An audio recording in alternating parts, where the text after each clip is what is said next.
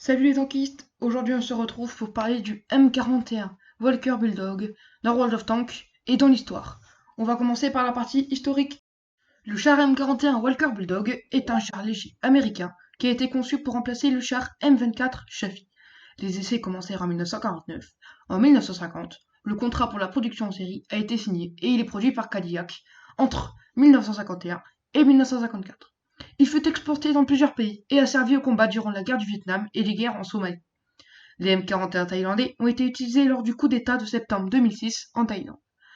Les chars sont très maniables, mais bruyants, et assez gourmands en carburant, et leurs canons de 76 mm sont peu efficaces contre des chars lourds. Les M41 taïwanais ont été largement modifiés et modernisés au fil des années. La dernière version, M41D, entrée en service en 1999, utilisant un meilleur canon produit localement, ne compte que 50 unités. Ce char est aussi disponible dans le jeu. Nous allons maintenant voir les caractéristiques du M41 Walker Bulldog. Et tant qu'on y est, on va aussi voir celle du M41D. Il a 170 de dégâts à la PCR, 170 à la hit et 260 à la HE. Il a une pénétration d'obus de 175 à la PCR, 210 à la hit et 38 à la HE.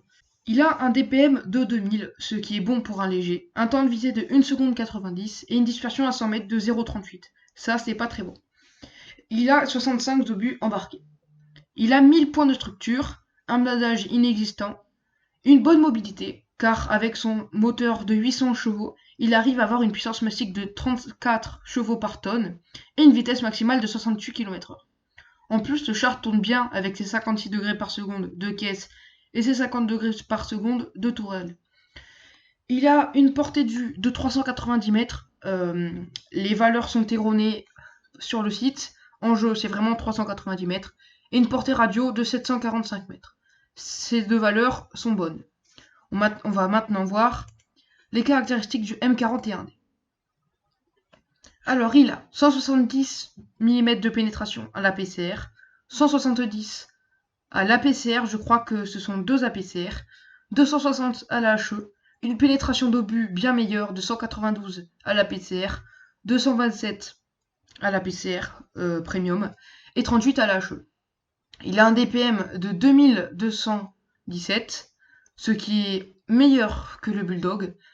1,5 secondes de temps de visée, c'est meilleur. 0,35 mètres de dispersion, ça c'est une dispersion correcte. Autant d'obus embarqués. Il a 100 points de structure de plus que le Bulldog, mais le blindage reste le même.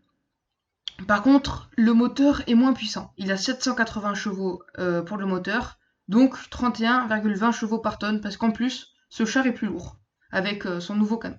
Il a une vitesse maximale de 65 km/h, une vitesse de rotation de caisse de 54 degrés au lieu des 56 degrés pour le Bulldog classique, et une vitesse de rotation de tourelle de 50 degrés par seconde. La portée de vue et la portée radio restent la même. Nous pouvons maintenant voir les différences entre ces deux chars, parce qu'on va faire un petit comparatif. Le M41D chinois tape mieux, donc meilleur DPM, meilleure précision, meilleur temps de visée et meilleure pénétration. Il a un peu plus de points de structure, mais ça c'est rien du tout. Mais en contrepartie, il perd de la mobilité. Sachant que le M41D, c'est un premium chinois. On ne peut pas le trouver dans l'arbre technologique des légers chinois. On se retrouve sur Tank GG, non pas pour parler du profil du blindage du M41 Walker Bulldog, mais pour vous montrer plutôt sa taille. Parce que ce char, même qu'il soit léger, est quand même très gros, donc il est assez difficile à dissimuler. Vous voyez sa taille ici. Je vais vous montrer aussi le M41D pour que vous voyez que ça soit la même taille. Voilà, vous prenez comme repère quelque chose sur ce char. Voilà. Vous voyez maintenant le M41D, il ressemble à ça en jeu. Il est un peu plus stylé, je trouve, mais bon. Pour ceux qui aiment bien les M41 Walker Bulldog, vous pouvez prendre celle-là. Elle rapporte des crédits et elle est un peu meilleure partout. Même si vous avez sacrifié de la mobilité, c'est vraiment pas beaucoup de mobilité que vous sacrifiez. Hein. C'est 3 km/h et 3 chevaux par tonne. Hein. Et maintenant, on va comparer par exemple à un autre light. On va prendre un français. On va prendre la MX 1375. Voilà, vous voyez la différence de taille. Il est vraiment.